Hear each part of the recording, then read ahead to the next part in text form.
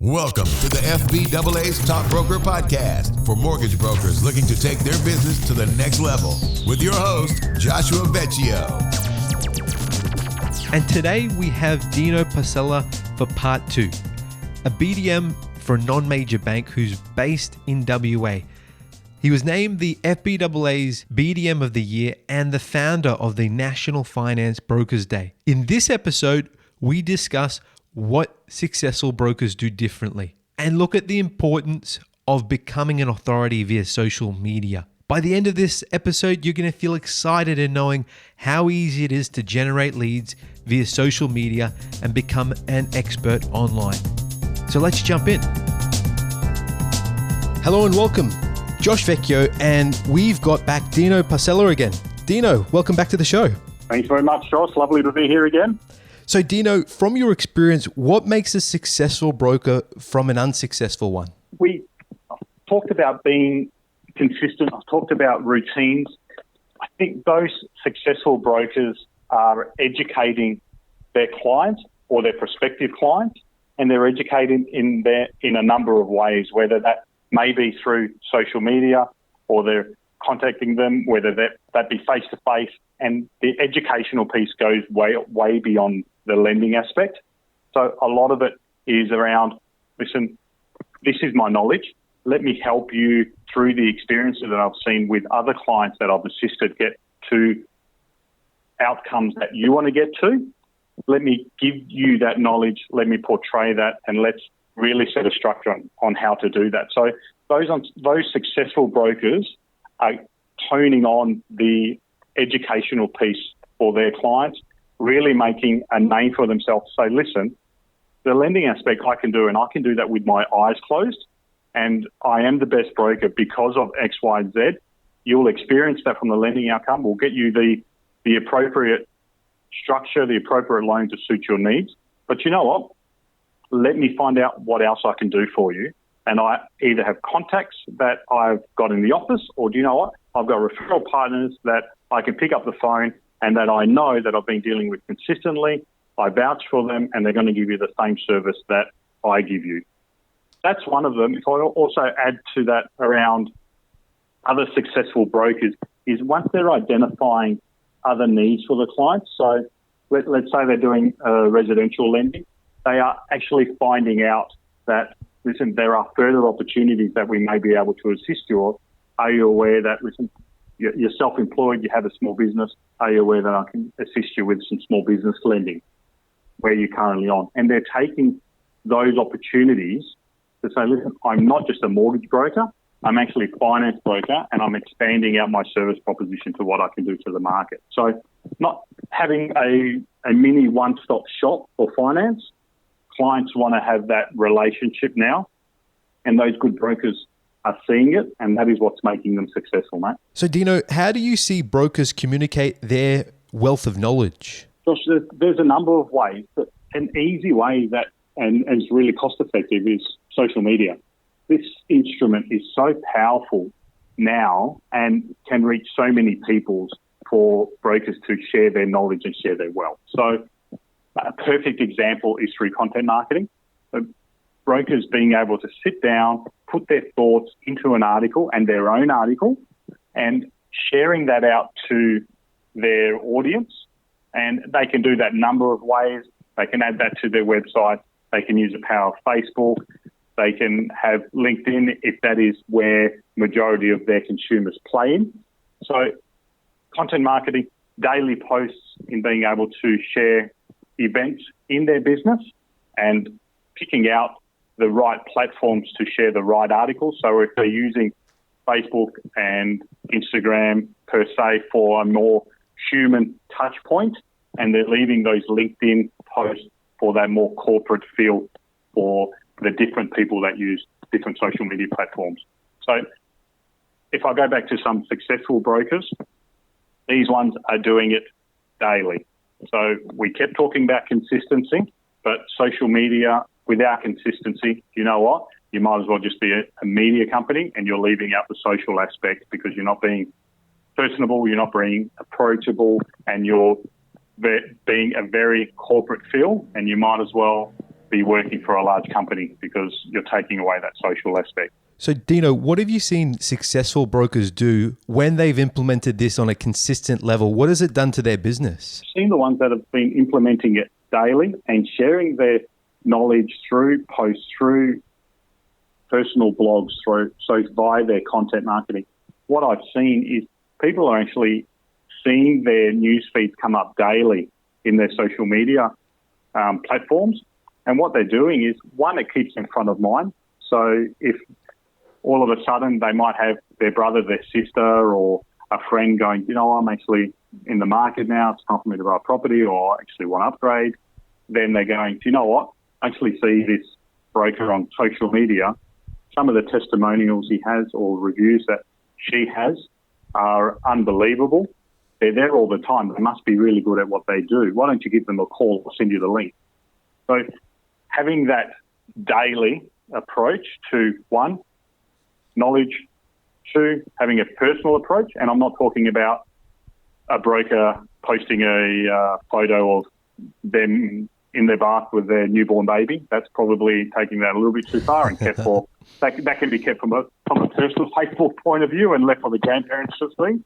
But getting back on that serious topic, those open pages, so those public Facebook pages, those public Instagram accounts, the good ones are letting clients into their business. So just what I mean by that is, if a broker is on the road and they've done something extremely fantastic for their clients, which 99% of them do anyway, it's going to the client, you know what, would you like to do a testimonial for me? How about instead of you going away and spending half an hour tonight doing it, do you want to do 30-second video on my phone? Are you happy for me to post it on my social media page? Wow. Fantastic. Let's do it now. And they're getting other people into their business. Another perfect example, I see, Josh, is good brokers are starting to use the power of Facebook Live. Now, people go, holy moly, I don't want to do a live video. That scares the hell out of me. I don't even want to take a photo and put it on social media. How am I going to sit there and talk about lending or talk about property investing live when people can actually see me and there's space for errors?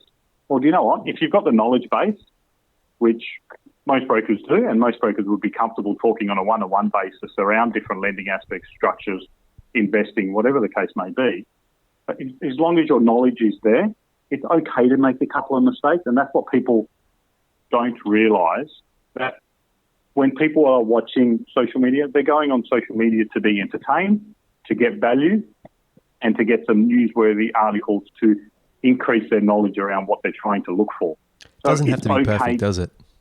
It doesn't, mate. If it needs to be perfect, you know what? They'll switch on Channel 7 News in the morning or something and watch the Monday Minute update.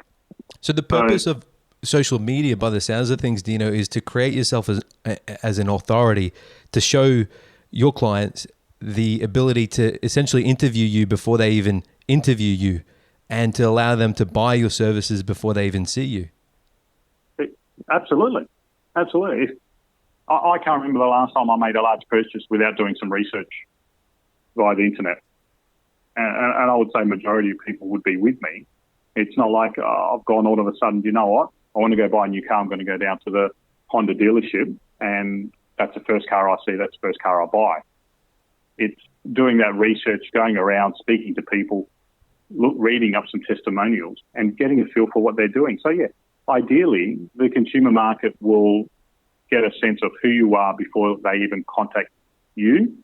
And once they've done that, then they're going to actually start seeing, is a digital persona from this broker the real deal?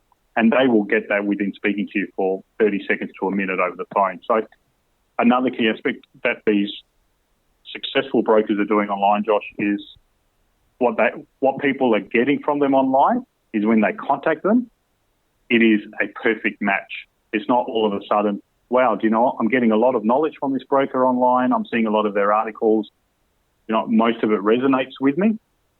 But when I ring them, they're really arrogant or they don't want to come out and see me. And they're all of a sudden, it's not only that you're going to lose that client, but next time that client goes and speaks to somebody, your reputation and your brand is damaged purely because you're not getting a match from your digital persona in regards to who you really are. So Dino, final question. What is the number one takeaway that brokers can immediately action to increase their social media presence? Well, Josh, my number one would be, if a broker is going to post on social media, is to ask themselves, is the audience that is going to see that post, are they going to get some value from that? So, and it doesn't need to be 100% strike rate, but is it going to add some value to some people? If they're ticking that box and going yes, then they need to ask themselves, is it something that I consistently talk about and something that is within my realm and within my expertise? So if it's consistently that I can talk about, or something consistently that I could talk about, I should say, Josh, and it adds value and it ticks those two boxes, then it needs to be within my scope and my area of knowledge. So if it ticks those three boxes, then you know what? Brokers are going to do that. Brokers are going to start posting consistently, and people are going to get a strong messaging and a strong feel for their personal brand on what they stand for. So if I take it from a personal aspect, if I started doing some content marketing around, let's talk about general insurance per se, it might start diminishing my brand because I'm going outside of what I know and outside of my knowledge base, and people are going to start wondering, why all of a sudden is he talking about general insurance? Why is he talking about properties? Why is he talking about lending? Why is he talking about social media marketing? So those three things, adding value, talk about something consistently, and keep it within your knowledge scope. Love it. Thank you so much for being on the show. Thank you very much, Josh. Thanks for having me. Have a good day. So my big 3 takeaways from this episode was 1, educating your clients in all ways, not just looking at the loan, but also looking at the process. For example, the auction process. How do clients understand it, and how can you give them an edge when they go through this process? 2, it's looking at the client's needs holistically. So rather than just looking at the transaction that they're wanting assistance with, looking at their business lending, their commercial needs, their future needs, and either introducing them to that person, that expert in the field, or helping them through it.